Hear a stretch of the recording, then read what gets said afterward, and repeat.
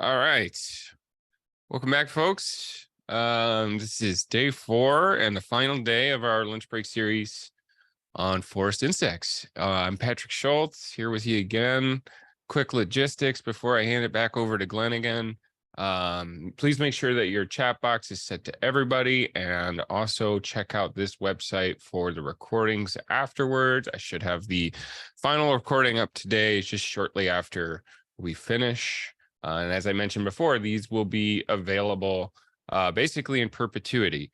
Another quick note, before we wrap up, right after Glenn is done, I'm going to post a survey in the chat box. So if you can hang out just a little bit longer and fill that out, it'll only take a few minutes, but I really appreciate your feedback on this series. So I'll have a reminder of that at the end as well, but just make sure people don't log off too quickly. With that, Glenn, I will turn it over to you for one more presentation. Okay, sounds good. Thanks. Just gonna share my slides here and look for the share sound. There it is. Just like you said it would be. Been doing this a while. You're the pro. Yeah. Okay, so my slides up?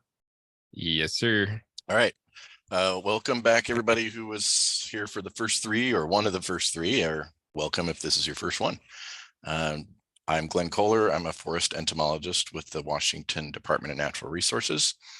I cover the whole state of Washington, looking at forest insect pests and helping state and private landowners, land managers with technical assistance, identifying and managing forest insect issues, and also do monitoring of different insect conditions statewide. So today I'm going to focus on the non-native or invasive forest insects of concern in Washington, some that we don't have in the state, permanently.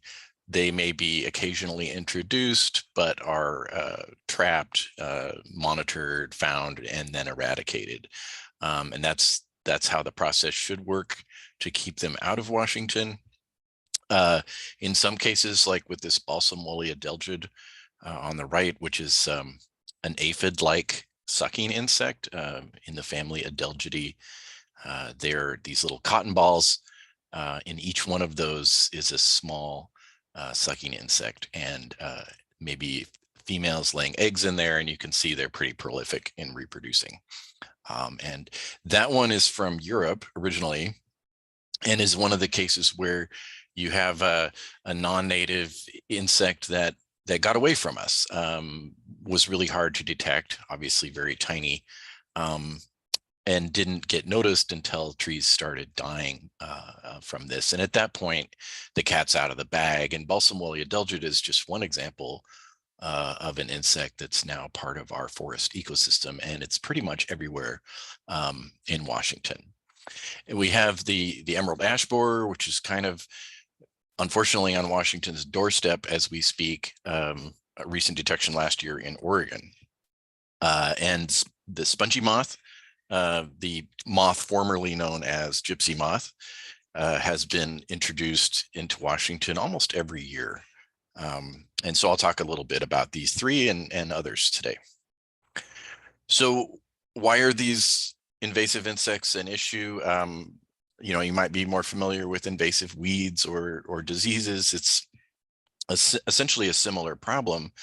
They come into North America from other parts of the world, and unlike in their native host range and their native habitat, they don't have the predators or other controls, diseases, and things that keep them in check. And also their hosts, in the case of insects and diseases, the host trees that they're on don't have any natural defenses to fight against these. So with this Balsam woolly adelgid, that's a good example of, we have other adelgids that are native in Washington, and they don't really do any serious damage to our native trees because they've adapted to deal with that.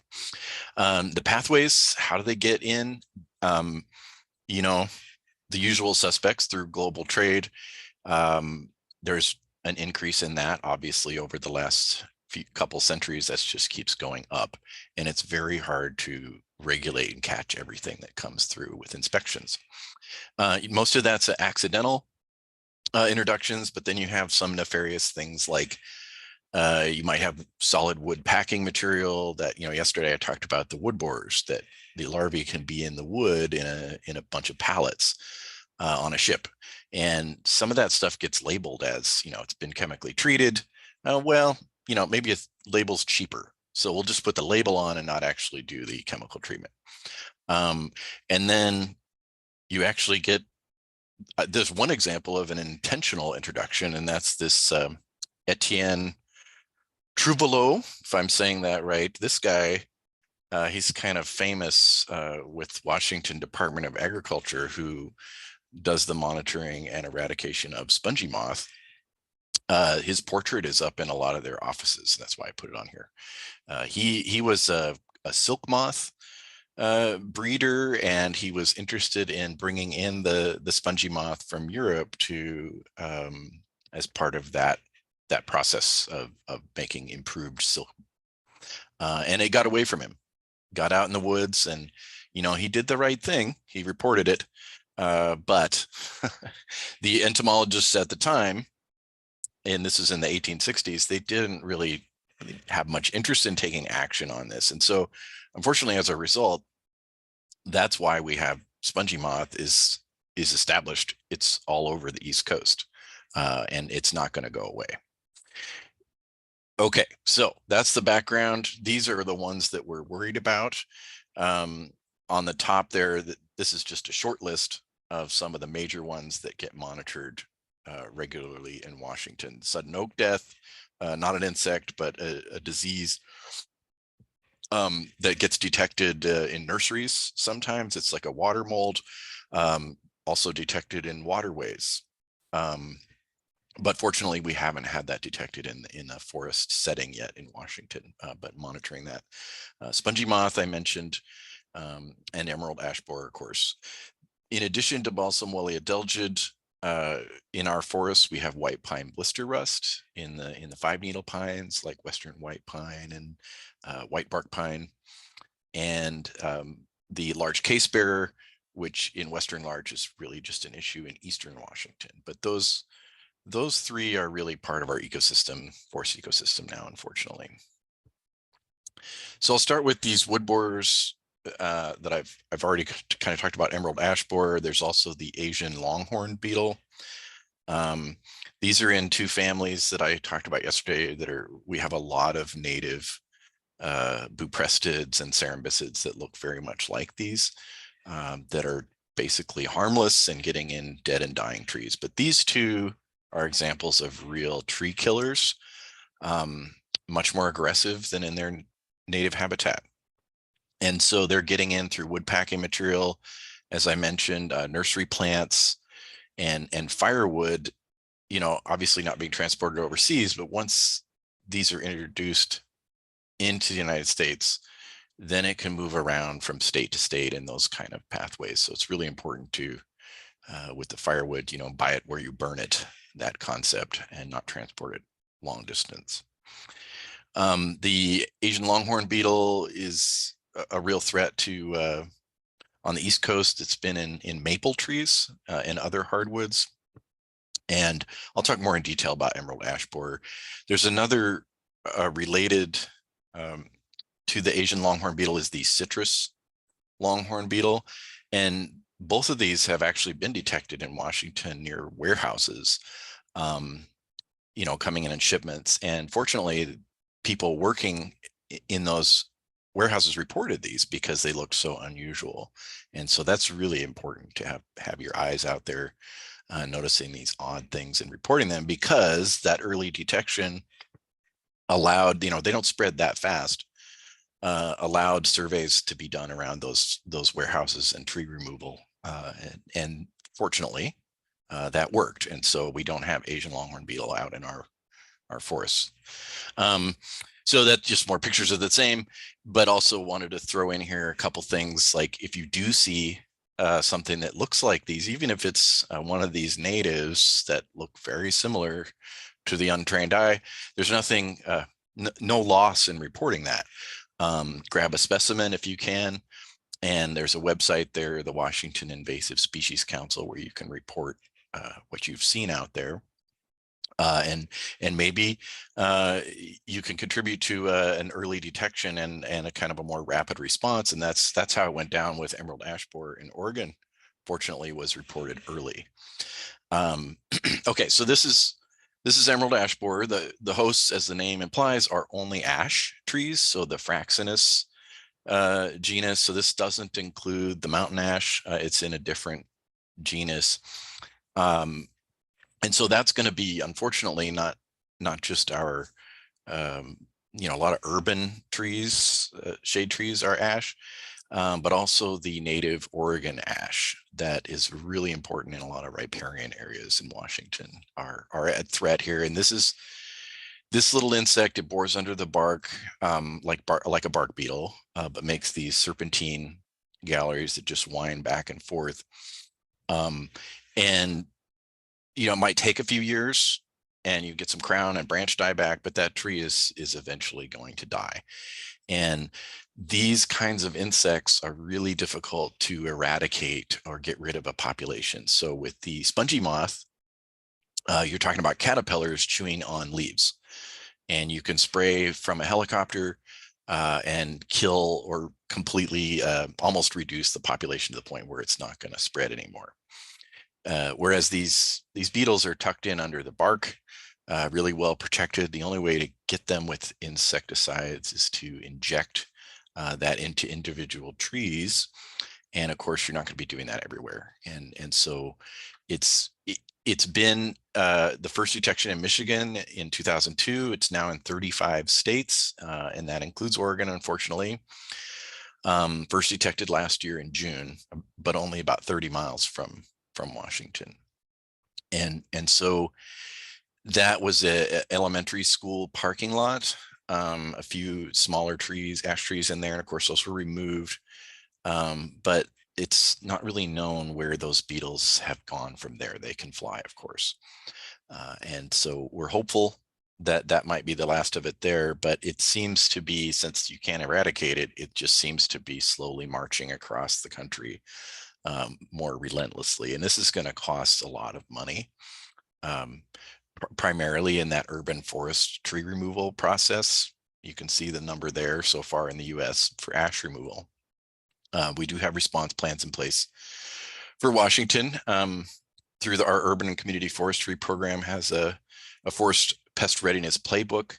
And you can find out more information about that if you're interested, especially if you're working for a city.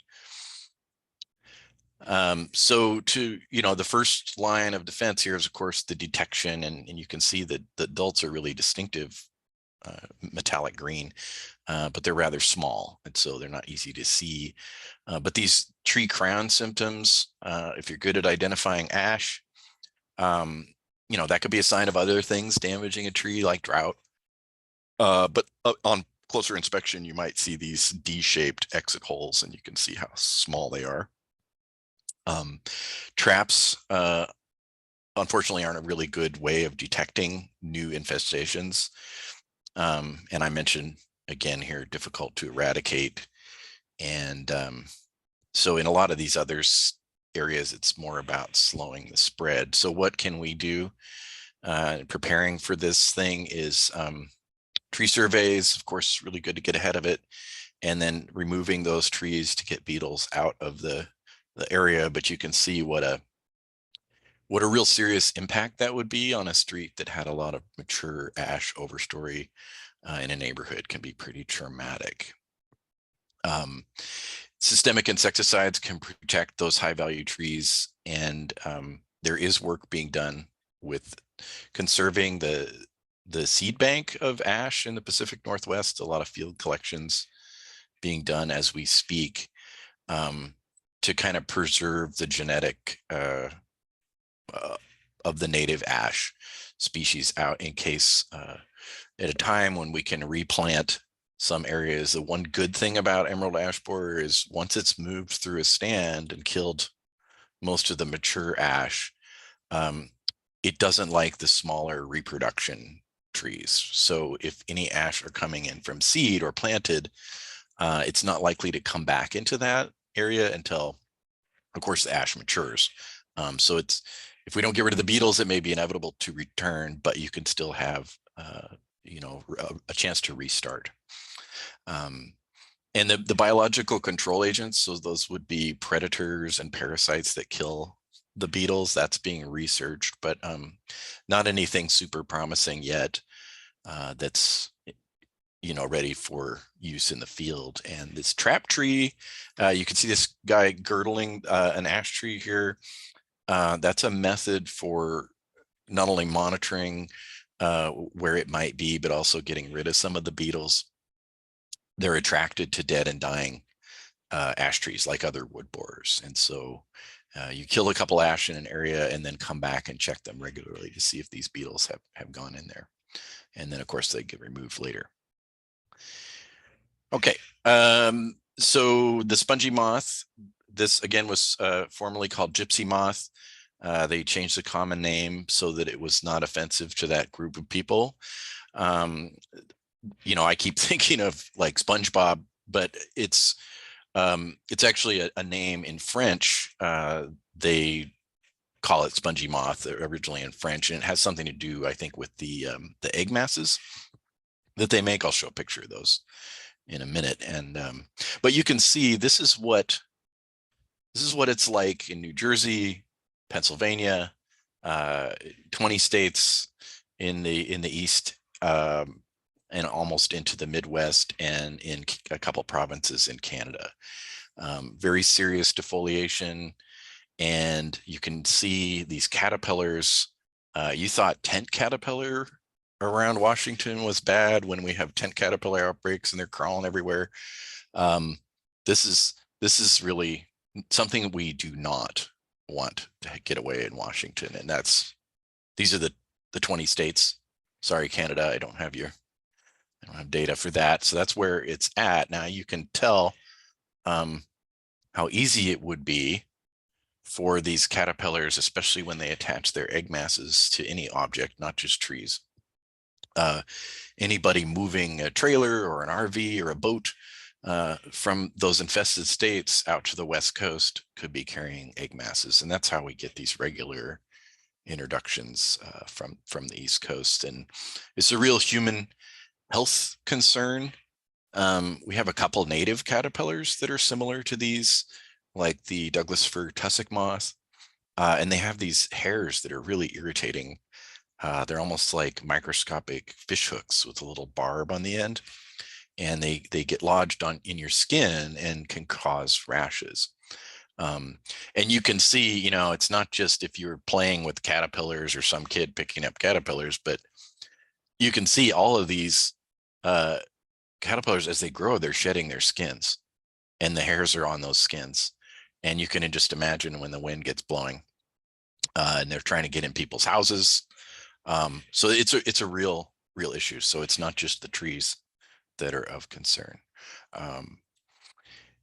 There are two varieties. You have the European and the Asian variety, and the European one is the one that's established in the East and the one that we get introduced more often, people driving it across the country. And you can see the egg mass there. Adult female just laid that, and so it has kind of a spongy texture, but they will attach that to all kinds of things, not just trees, including shipping crates. When these ships come into port, being in Washington, we have we are the end of the pathway coming from Asia for a lot of these things, and the ships get inspected. If they find a bunch of egg masses, sometimes those ships will be held off the coast until that's cleaned up. And so there is effective inspection, but it's not 100%, right? And so we get escapees. And I mentioned the Department of Agriculture earlier. They are our main line of defense, monitoring for this insect. You've all seen these triangular cardboard traps. Tens of thousands of traps put out every year in Washington, up to 20,000. And so when they detect, the traps have a pheromone that bring in the male moths. And when they detect a population, then they do closer surveys to see if there's actually caterpillars, a breeding population in an area. And then if that's the case, they plan a spray project to eradicate caterpillars. And that's just been super effective. Even in some years when we had Asian spongy moth, which is a greater threat because the females fly. So the European variety, one good thing about it, the females cannot fly. So the population stays pretty close to home that way. And the Asian variety also has a broader range of tree host species, including conifers. So not a good thing for us to have. And so we've had a couple of big introductions of Asian, and Department of Ag has done a good job of keeping those populations out through these eradication programs. And the insecticide they're spraying is a BTK. You may have heard of that. It's a bacteria that's really specific to caterpillars, and they have to ingest it. So when you're spraying it on a tree, caterpillars have to actually eat the leaves of the tree to get infected with this bacteria. And so it's a pretty good targeted insecticide that doesn't have a lot of other insects types that it's killing. All right, so I mentioned this Balsam woolly adelgid earlier, so you have a kind of a background on this one, and you can see here the sucking mouth parts, pretty extreme length, this proboscis that goes down, or stylet they call it, down into the sap wood of the tree, and it's just sucking sap. And that's what aphids do, and usually that's fairly harmless, although it can cause some deformity in the leaves, and you get honeydew sticky stuff all over your plants. And aphids aren't fun, but they're not usually tree killers. The problem with this guy is they have a saliva, essentially they're injecting into the tree to help them with the feeding process, and that saliva is toxic to our native fir trees. So the only hosts of the Balsam woolly adelgid are true firs in the Abies genus, so subalpine fir up in the alpine zone, Pacific silver fir, grand fir, that kind of rare on noble fir. But those are what they're getting into, and they're feeding year after year, and it's a slow process. The trees don't die right away, and some trees do survive, but that toxic saliva actually causes a staining, this red staining in the wood here, called rotholz, or red wood, from the European origin. That's where that name came from. Well, that essentially blocks the flow of the water in the sapwood, and causes the tree to slowly start declining. And you can see some of these symptoms. It's foliage loss, gouting, which is kind of abnormal swelling of the branches. You can see kind of extreme in the top, and it gets to the point where needles don't grow out of that stem anymore. And so you start to see the upper crown is kind of collapsing, turning brown, and needles are falling off. And that, of course, even if the tree doesn't die, the growth loss is pretty serious. So you can, previous slide, just to mention, that this can be effectively controlled with insecticides. If you have fir trees in an ornamental situation, that's a possibility. But in a forest setting, unfortunately, that's not a tool that we can use. And so the biggest impact from this one is in the alpine kind of wilderness areas in the Cascades and Northeast Washington, where subalpine fir is pretty heavily impacted. But fortunately, there seems to be some younger reproduction that isn't as susceptible. And this has been in the Cascades since the 1950s. And our native predator population that would normally control these things like they do in Europe hasn't been able to kind of catch up here. and make a dent. And I mean, you can see how many insects we're talking about here, right? There's thousands on this one piece of bark. And incidentally, they're all females. So the adelgid has a weird alternate host system. So they're on firs in Europe, and then when they mate, they go to the spruce trees, and they go back and forth between firs and spruce. And in North America, we don't have the winged form of this that mates. But a lot of aphids and related insects are able to clone themselves. And so this is exclusively a female population that just clones itself. So there's nothing really stopping it from just relentless breeding, or reproduction rather. There are other adelgids I mentioned. These are ones that are native or sort of native in the Northwest, and our trees are more well adapted to resisting damage. And we also have the predator population that feeds on them is a lot more effective. So the Cooley spruce gall adelgid, you've probably all seen this.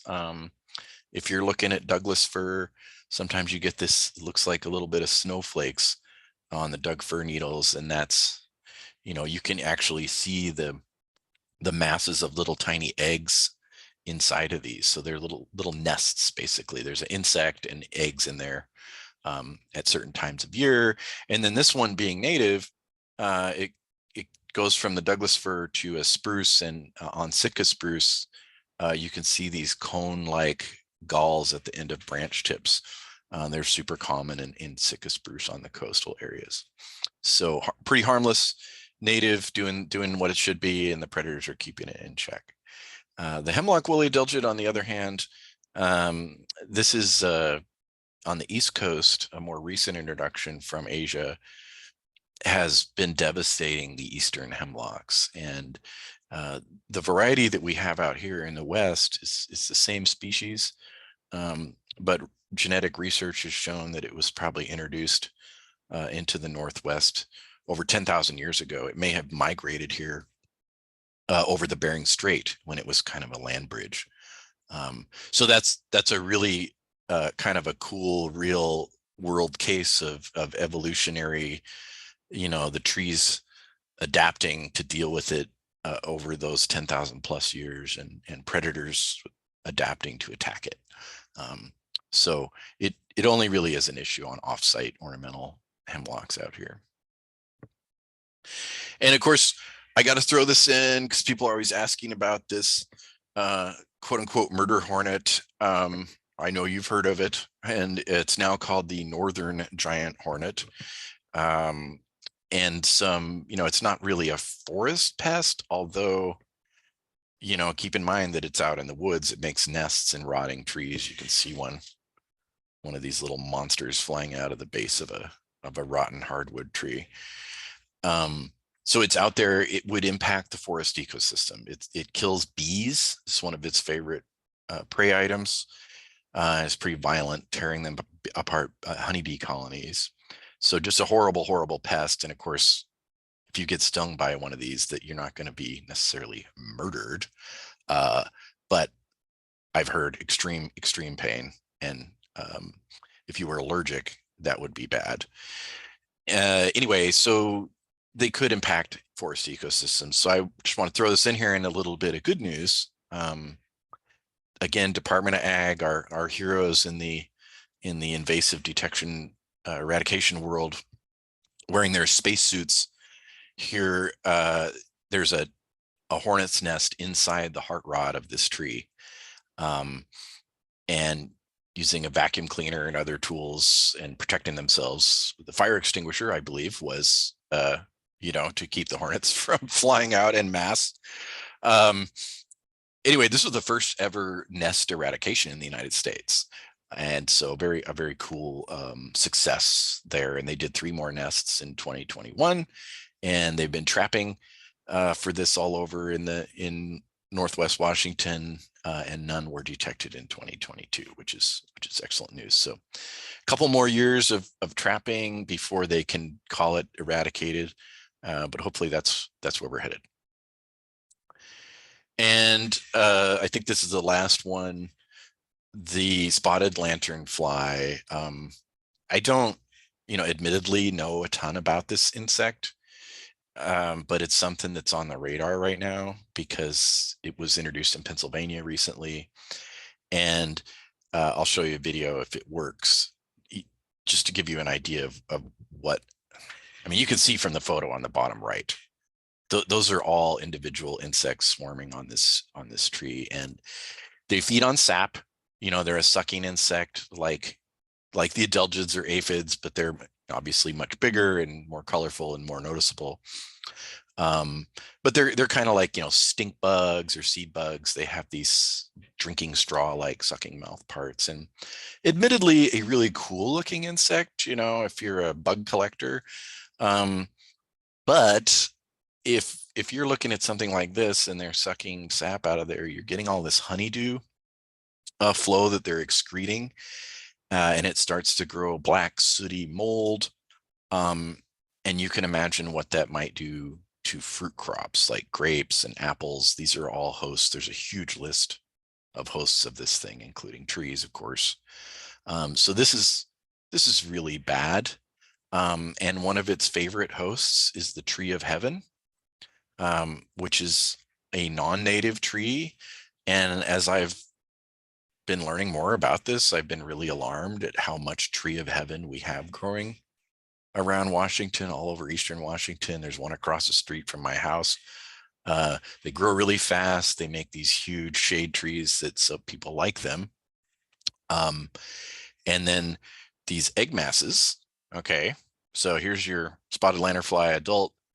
This gross looking splat here is an egg mass. There's eggs under that. Well, you can imagine that attached to, kind of like with spongy moth, they attach these to other things besides trees. So you get one of those on a rock, a gray rock, you're not going to see it. And then like flagstones for landscaping get loaded up on a train. There's a very clear railroad pathway between Pennsylvania and here. And all along that railroad track, there's tree of heaven. And so, yeah, it's something, I just put this in here so that this could be coming, what it looks like, and hopefully we never see them. Okay, so here is we're going to see if you get audio from this, and Patrick will let me know if it's not working, but.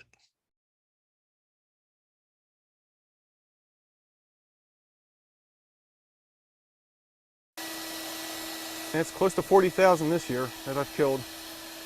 There's some days I just wanted to quit because I'd come out and get 400 or 500. I even got 1,000 in one day. And the next day there was hundreds there again. So spotted lanternfly is an invasive insect that's now in the United States. It first came in 2014 in one county in southeastern Pennsylvania. Flash forward to 5 years and now we're in several states. And what's happening is we're seeing damage in tree fruit, we're seeing damage in vineyards, and even in timbers in people's backyards.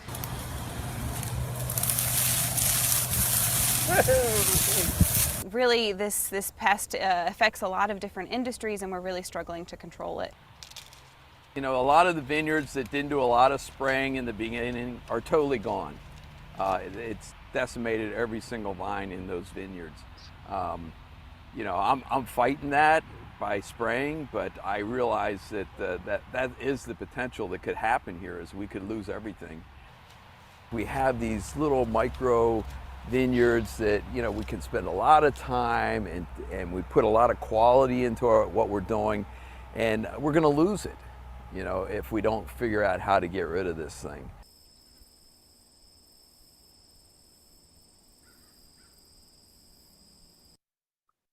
Okay, kind of cute, but really depressing.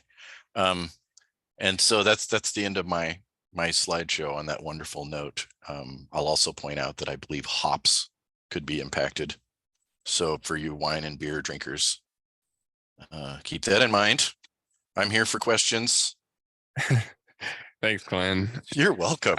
I have to say, I mean, even if you're a bug lover, that is the stuff of nightmares. Agreed. Even if the video didn't have audio, just seeing them all over that tree. Oh, yeah. Is kind of. They are cool looking as individuals, but in mass like that, wow. So Yeah, well, let's hang out and answer some questions. There was a few in the chat. Please feel free to continue to answer those. As promised, I plugged in a link in the chat there for a really quick survey. So please just take a few minutes to fill that out and give me your thoughts on this series, and how this format works for you, and also, future topics that you would like to learn about in lunch breaks. So I believe I mentioned this before. This will probably be the last lunch break series of the season. It's more of a winter programming thing, and pretty soon we'll be able to get back outdoors. But next year, next fall into winter, plan on reprising this. So I depend a lot on your comments on what you want to learn about to figure out the content. So yeah, take a few minutes to fill that out. We had a couple questions, and hopefully people will continue to ask some. The first one was from Steve on not transporting firewood. He asked if you could define what counts as a long distance. 20 miles, 100 miles. What are we thinking? I've often asked that question myself, Right.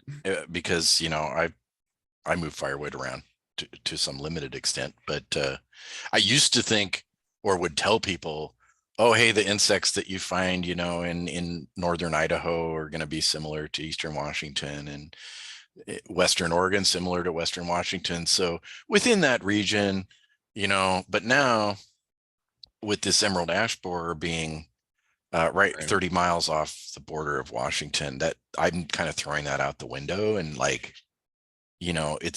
it's kind of shockingly real. If you picked up some ash firewood or somebody was selling it, that's how it's going to get in Washington. It might eventually fly up here, but the fastest way is going to be through that pathway. So I just say, the safest is literally buy it where you burn it. And if you're harvesting your own firewood, obviously you need to transport that from the woods down to your home. And if it's within 50 miles, just don't cut ash.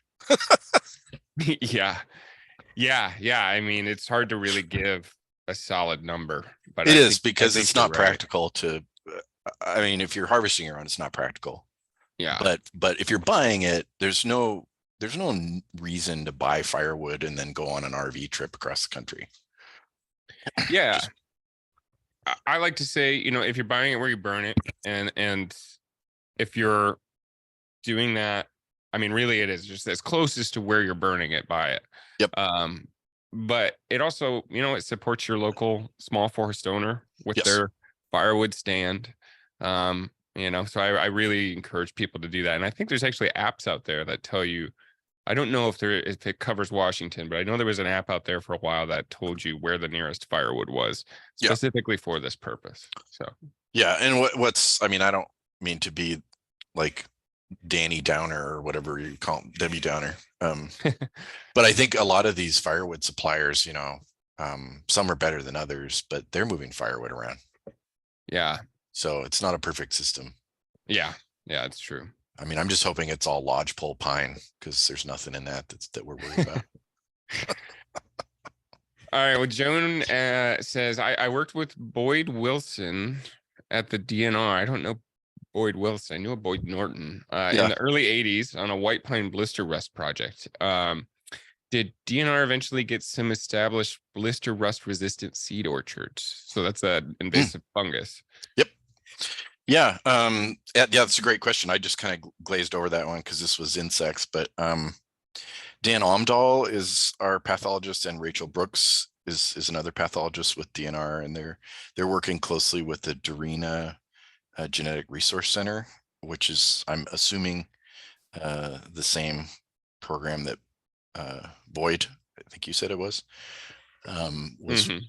working with. And so Dan and Rachel have been out planting and monitoring all of those breeding lines. So Dorina has been breeding white bark pine and western white pine.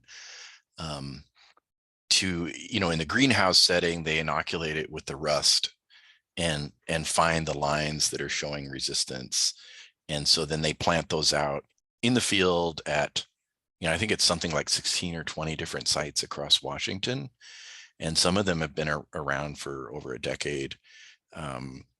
And you also plan out the susceptible ones as kind of a control, so that you can go in there and monitor and see, okay, the control trees are all dying or have cankers. And so we know the fungus is here, and you're getting that kind of pressure on the experiment.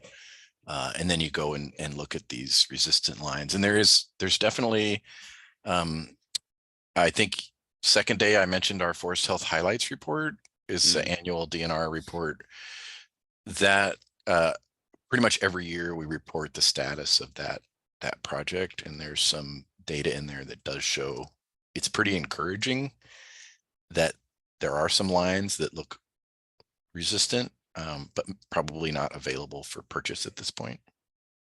But stay tuned. It's a long process, tree breeding. Yeah.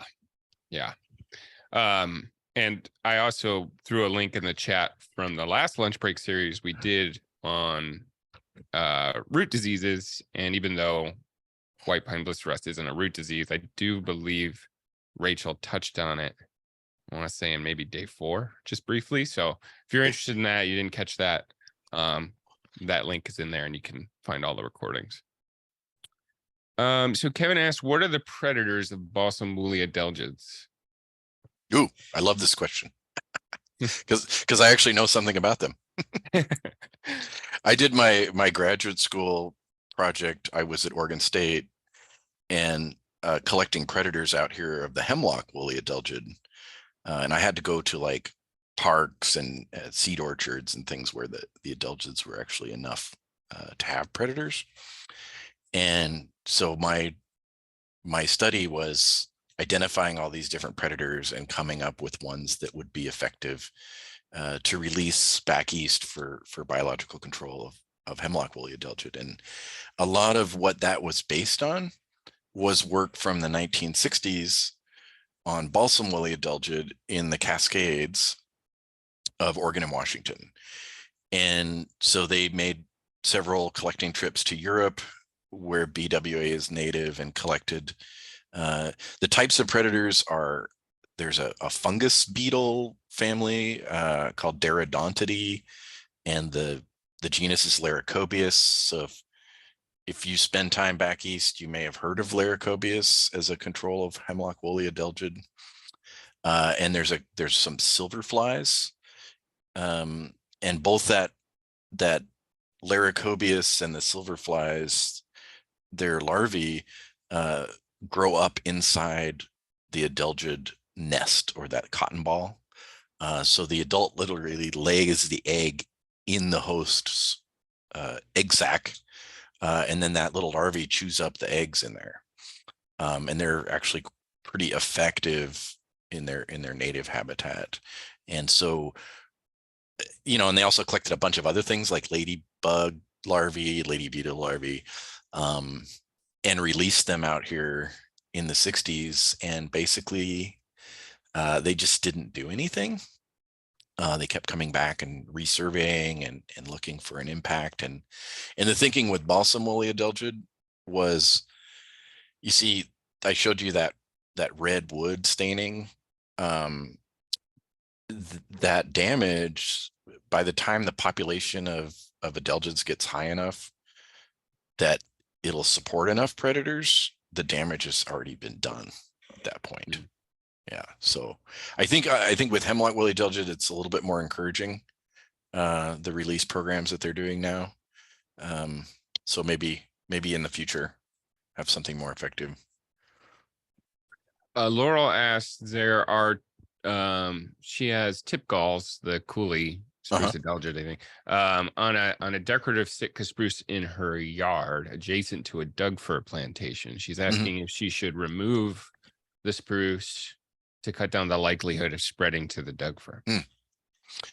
Yeah, I mean, because it's a native insect, and it's super, super common that there's another, even if you cut that one down, there's another spruce somewhere nearby, and they can also, if they can't get to the spruce, they can still do that kind of clonal reproduction. So with something native like that, it's not a very serious impact to the Douglas fir. I think the only people who'd be really concerned are Christmas tree farmers, because if people see those all over their Christmas trees, it can cause a staining and causes yellowing of the needles. So yeah, I wouldn't worry too much about that. If you don't like the way it looks in the spruce, the galls, you can just prune those out. But yeah, it's pretty harmless. Okay. Steve, who asked about the firewood question, specified a little more and says there are many downed conifer trees that he has in Pacific County and is thinking about moving them to his daughter's place in Clark County, and is wondering if that is considered a high risk behavior. Not with conifers. I mean, the outreach on don't move firewood, you don't want to get super specific because you just confuse people. Yeah. But with conifers, there just isn't a lot of serious issues that we're worried about. It's mostly things like hardwoods and oaks and ash. Not to say there isn't something, but I think that's, I think the thing you want to avoid if you're harvesting your own firewood is then taking it on a vacation. Yeah. Yeah. And you definitely are in no danger of spreading something like emerald ash borer that way. I like to say it's just generally good behavior not to move firewood, but on a case by case basis like that, Pacific County moving conifers to Clark County, I don't think that's really high risk. I think that's it, unless anyone has some last minute questions in there. Oh, I do have a question if we've got some time. I wanted to ask about the elongate hemlock scale. I don't know if you mentioned it in there, but I remember that got found in Oregon a while back and then they eradicated it. And I'm just curious what your thoughts are on that one in terms of. Yeah, I forgot about that one. I was really scratching my head on this because normally we give invasives like 5 minutes, if that, sure, in all of our forest health talks. And so, I was like, what else can I talk about? Yeah, that's a good one.